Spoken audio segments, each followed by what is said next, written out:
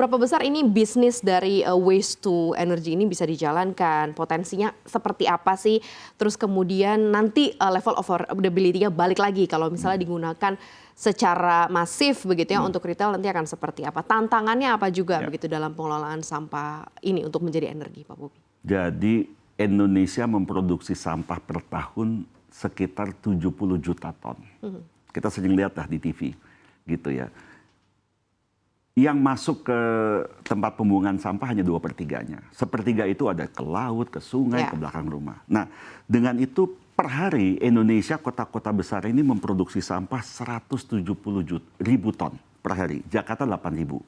Nah, jadi kalau kita melihat potensi, sekarang itu ada 170.000 ton sampah yang bisa diolah jadi uang.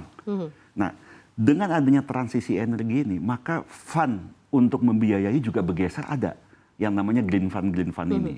Nah, mereka itu waktu di G20 di Bali sudah menawarkan JETP program, JETP itu 20 miliar dolar. Kan jalannya juga masih terpakai sedikit. Nah, ini merupakan bagian dari situ.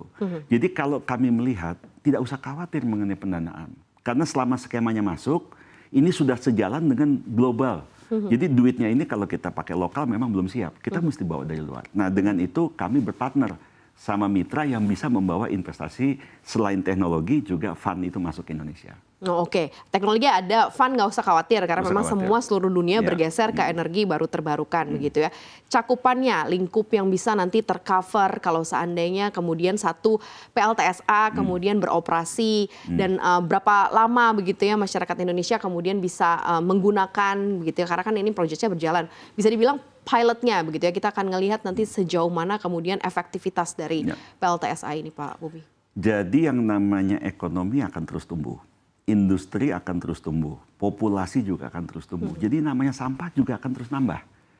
Nah, jadi dengan ini kalau yang namanya prospek ini terbarukan akan terus bertambah.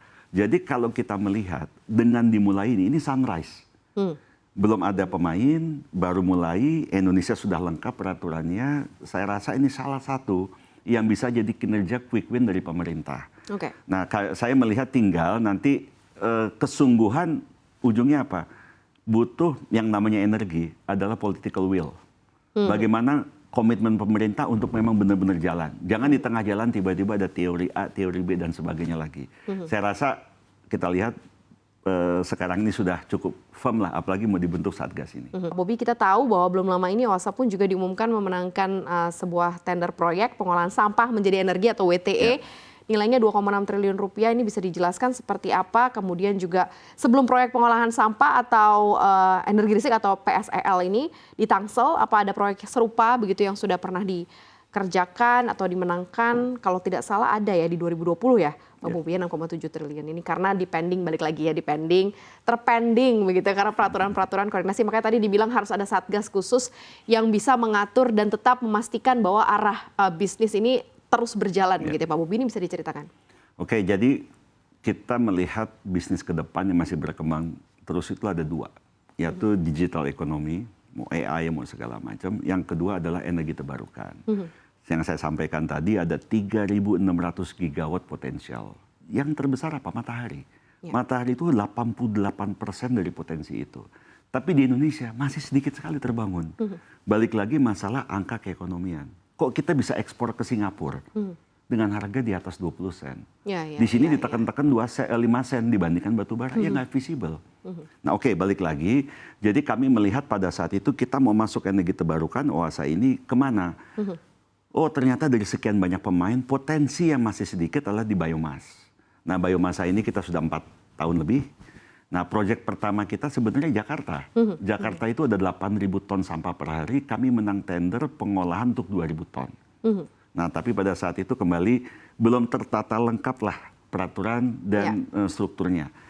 Alhamdulillah di akhir-akhir masa waktu itu masih Pak Luhut bisa melengkapi ini semua. Jadi pemerintahan baru ini tinggal dorong aja. Nah, menambah kota lain. Dari 12 kota ini rencananya diinformasikan menjadi 34 kota. Oke, baik. Yang waktu itu sudah terpending, kemudian sekarang lanjut ke 2,6 triliun ini ya. Nah, yang ini saya tender terakhir kami ikut di Tangerang Selatan, yaitu di Mei 2024. Prosesnya baru berakhir. kemarin, lama juga ya, hampir setahun prosesnya, 10 bulan lah. Kami berhasil menyisihkan ada 50 waktu itu peserta. Gitu. Akhirnya kami menjadi pemenang bekerja sama dengan salah satu teknologi provider terbesar di Cina, itu dari CNTY. Oke, ini sudah mulai Baru diumumin kemarin. Baru diumumin ya. Berarti ini kapan akan segera mulai dikerjakan, begitu kemudian timeline dan targetnya akan Kalau seperti kami apa? singkatnya, kita sudah bikin rencana bersama, itu juga menjadi dasar kami mengajukan proposal ke Pemda. Insya Allah akhir tahun ini kita sudah bisa groundbreaking. Dan nanti beroperasi pada tahun 2028 akhir. Oke, berarti hanya menunggu 2-3 tahun ya, 2-3 tahun. 2 tahun lebih sedikit. 2 tahun lebih sedikit. Sebenarnya kalau dilihat dari nilai strategisnya seperti apa sih Pak Bobi project ini begitu ya, khususnya untuk arah bisnisnya Oasa ke depan, kemudian kontribusinya untuk pendapatan jangka menengah, jangka panjang begitu nantinya akan seperti apa? Jadi gini, ini bisnis yang secure dan recurring income. Jadi income-nya pasti.